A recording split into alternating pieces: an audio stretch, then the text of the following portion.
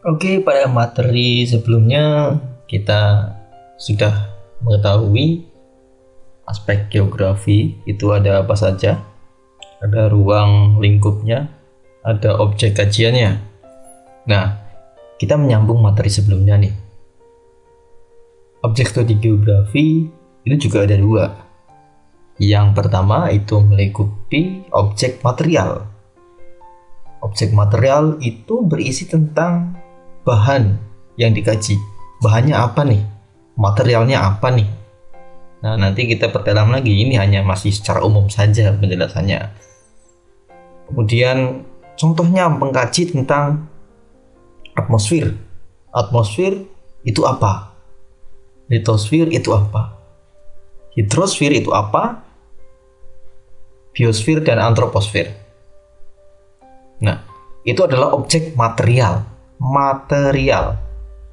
Ini kalau secara pemahaman, secara gampangnya, objek material ini yang berkaitan dengan lingkungan. Ya, kita lihat di sini atmosfer. Atmosfer itu benda hidup bukan? Bukan. Nah, litosfer itu ya tentang batuan atau lapisan batuan. Hidrosfer itu menyangkut tentang air. Kemudian biosfer itu adalah lingkup kehidupan, lapisan kehidupan. Kemudian antroposfer. Nah, kalau antroposfer ini adalah kaitannya dengan manusia, antros atau kehidupan, kebudayaan. Nah, itu adalah objek material. Kemudian objek formalnya, ini ibaratkan objek formalnya ini adalah yang membungkus atau yang bisa menjelaskan objek materialnya ini apa. Nah, jadi kedua objek ini saling menjelaskan satu sama lain dan saling berkaitan. Objek formal yang pertama itu tentang pemecahan masalah fenomena geosfer. Nah, bagi yang belum tahu pengertian geosfer itu apa, dibaca lagi bukunya ya. Di situ ada biar enggak ini biar kita belajar bareng-bareng ya. Kemudian objek formal ini menerapkan konsep 5W1H. 5W1H mungkin teman-teman sudah mengetahui, di materi pembelajaran bahasa Indonesia juga ada, materi bahasa Inggris juga ada. 5W1H ini dalam geografi juga masuk ke dalam objek studi objek formal. 5W1H pasti udah paham. Ada what, when, where, who, whom. Nah, kalau di geografi satu hanya ini adalah yang sifatnya untuk memecahkan masalah. Hanya adalah how. How artinya bagaimana. Tetapi dalam objek pemecahan masalah itu dijabarkan sebagai how to overcome. Bagaimana cara mengatasinya. Nah, inilah objek formal geografi yang tentu ini sangat membantu untuk menganalisa fenomena yang ada di bumi atau di geosfer. 5W1H ini juga berbicara tentang fakta. Jadi geografi ini adalah ilmu yang mempelajari tentang fakta-fakta yang ada. Gitu loh. Jadi kalau belajar geografi, kita sedang bertadabur alam, atau kita sedang menganalisa berdasarkan kejadian-kejadian yang ada, yang kita alami, yang kita rasakan, yang kita lihat, dan sebagainya. Ini adalah objek studi geografi. Kemudian setelah kita mengetahui apa, bagaimana, kapan, di mana, dan mengapa, kita rangkai dalam satu how overcome. Misalkan banjir terjadi di wilayah Jabodetabek. Apa itu adalah peristiwanya banjir? Di mana? Di Jakarta atau di Jabodetabek. Siapa saja? Siapa yang menjadi korban? siapa yang bertanggung jawab, siapa yang ada di dalamnya, siapa saksinya, siapa dan lain-lain. Itu banyak. Kemudian when, kapan kejadian banjirnya. Nah, itu adalah salah satu contoh studi kasus. How, tambahkan how. Kalau why itu berarti kita menganalisa bagaimana bisa terjadi banjir di Jabodetabek. Nah, setelah ada pertanyaan why, kita rangkai dalam satu pertanyaan how to overcome. Bagaimana cara menanggulangi. Nah, di sini juga ada analisa secara mitigasi bencana dan juga ada how to overcome. Bagaimana cara menanggulangi supaya banjir tidak terjadi lagi. Nah, muncullah solusi-solusi. Inilah objek studi geografi dalam kajian objek formal sebagai pemecahan masalah fenomena geosfer. Paham? Oke, kita lanjut. Setelah kita mengetahui objek kajian geografi, nah ini yang terpenting. Ini perlu dipahami ya. Geografi tidak harus dihafal, tapi dipahami. Ketika sudah dipahami, pasti hafal. Kalau cuma dihafalkan, belum tentu paham. Konsep, prinsip, dan pendekatan geografi. Konsep geografi ada 10. Yang pertama ada lokasi, jarak, keterjangkauan, pola, morfologi, aglomerasi, nilai guna, interaksi dan interdependensi, diferensiasi area, dan konsep keterkaitan ruang. Oke. Mungkin teman-teman bisa mulai merangkai 10 konsep ini menjadi jembatan keledai. Itu kalau mau menghafal. Silakan saja, bebas. Saya tidak akan mengarahkan untuk membuat jembatan keledai, terserah teman-teman dengan kalimat apa supaya lebih aktif ya. Karena ini kurtilah, jadi kita belajar bersama dan teman-teman lebih aktif. Ini hanya sebagai stimulan atau pemancing saja. Oke.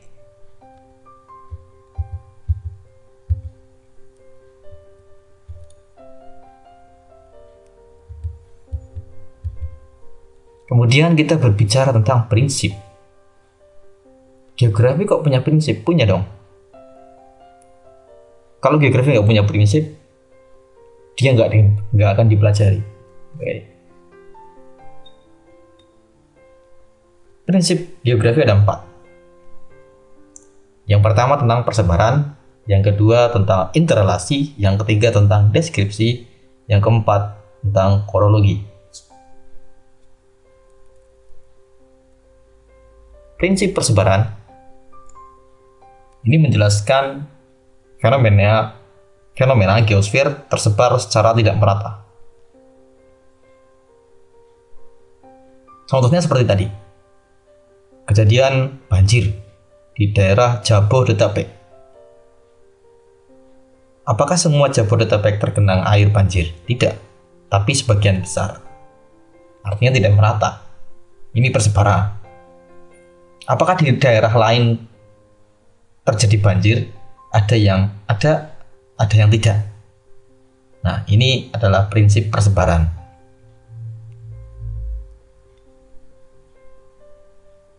Kemudian yang kedua, prinsip interrelasi memandang fenomena geosfer di permukaan bumi saling berhubungan. Fenomena geosfer di permukaan bumi saling berhubungan.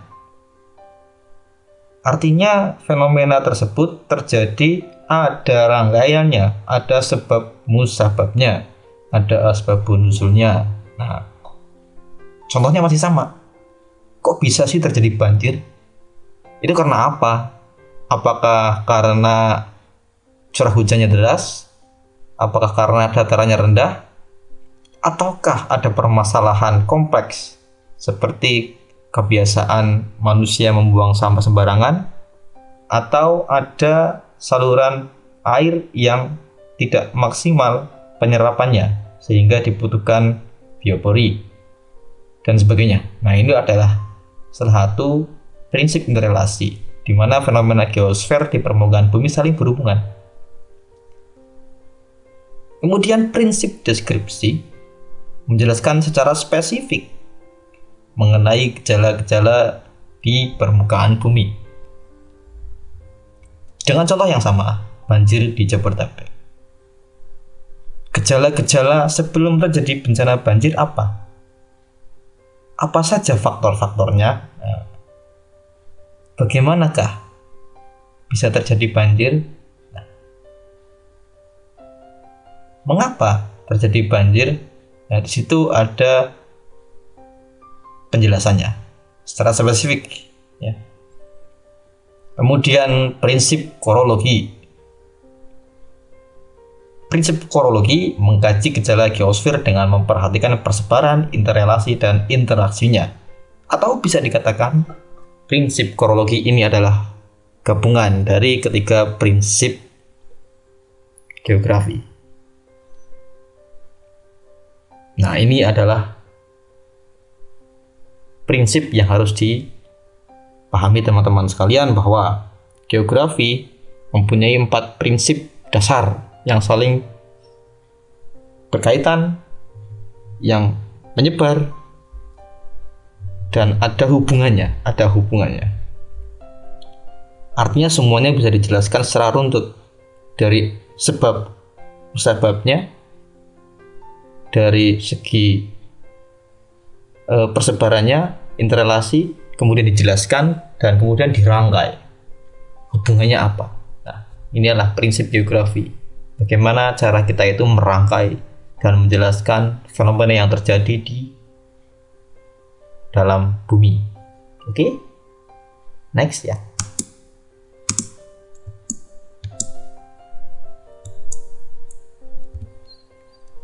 Geografi juga punya pendekatan.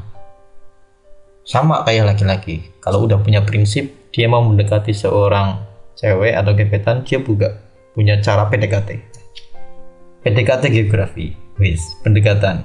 Yang pertama, ke ruangan. Tadi kita sudah mencontohkan bagaimana banjir terjadi di wilayah Jabodetabek. Jabodetabek itu adalah suatu wilayah regional, artinya banjir yang terjadi di wilayah tersebut. Nah, kalau berbicara mengenai Indonesia, itu bisa dipakai pendekatan ke ruangan. Di manakah banjir itu terjadi? Keruangannya adalah di Jabodetabek. Penjelasan seperti ini. Nah, pendekatan ke ruangan ini berdasarkan pada sudut pandang antara persamaan dan perbedaan strukturalnya, kemudian polanya seperti apa, prosesnya seperti apa. Kemudian berkaitan dengan unsur pembentuk ruang, yaitu kenampakannya berupa dots atau titik, garis, dan area. Nah, ini kalau dilihat dari pendekatan ke ruangan. Kemudian pendekatan yang kedua, ada pendekatan ke lingkungan atau environmental approach. Nah, kalau tadi pendekatan ke ruangan itu bahasa Inggrisnya adalah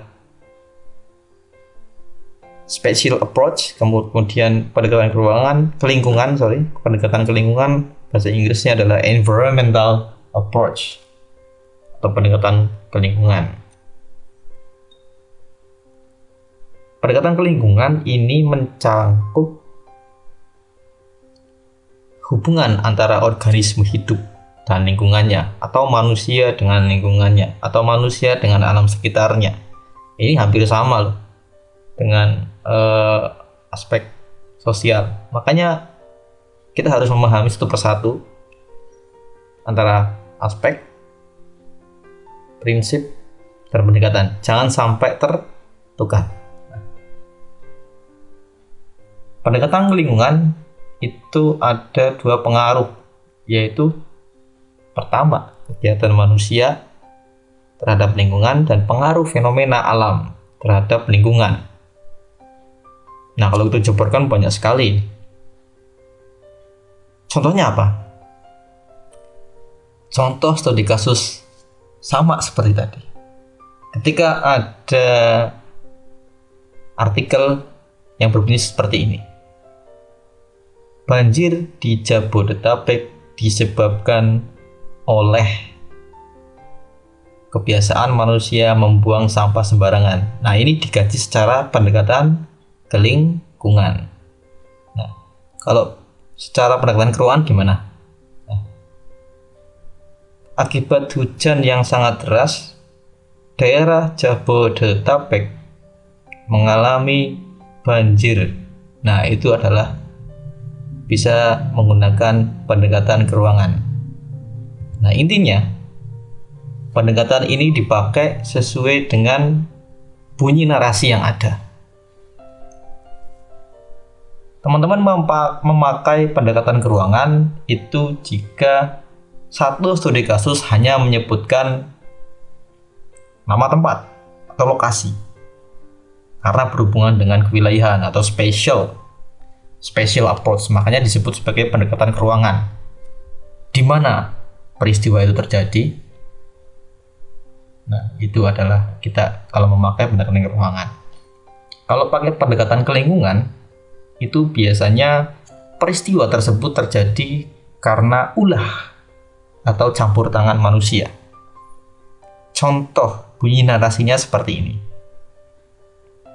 Banjir yang terjadi di wilayah Jabodetabek disebabkan karena kebiasaan manusia membuang sampah sembarangan. Akibatnya saluran air, pembuangan air tersumbat sehingga menghalangi laju infiltrasi air ke dalam tanah. Nah, ini adalah pendekatan ke lingkungan karena berhubungan dengan aktivitas manusia dengan alam. Oke, bisa dipahami ya sampai sini. Jangan sampai terbalik pertanyaannya tadi, narasinya. Kemudian pendekatan yang ketiga yaitu pendekatan kompleks wilayah. Kompleks wilayah ini juga salah satu pendekatan yang menjadi gabungan antara pendekatan keruangan dengan pendekatan ke lingkungan. Jadi kalau kita gabungkan dalam studi kasus dengan narasi yang sama, bunyinya seperti ini. Banjir di akibat curah hujan yang deras menyebabkan wilayah Jabodetabek mengalami banjir. Banjir tersebut diakibatkan oleh aktivitas manusia yang membuang sampah sembarangan sehingga menyumbat air yang berinfiltrasi ke dalam tanah. Akibatnya banjir. Nah, ini adalah pendekatan kompleks wilayah karena membandingkan berbagai wilayah melalui sudut pandang keruangan dan kelingkungan. Nah, pendekatan kompleks wilayah ini menganggap wilayah sebagai suatu sistem, artinya saling berkaitan satu sama lain. Gitu? Oke, sekian untuk materi kedua kita kali ini. Silahkan dibaca lagi, diperdalami lagi, apa itu aspek, apa itu prinsip, apa itu konsep. Oke? Sekian, semoga bermanfaat. Assalamualaikum warahmatullahi wabarakatuh.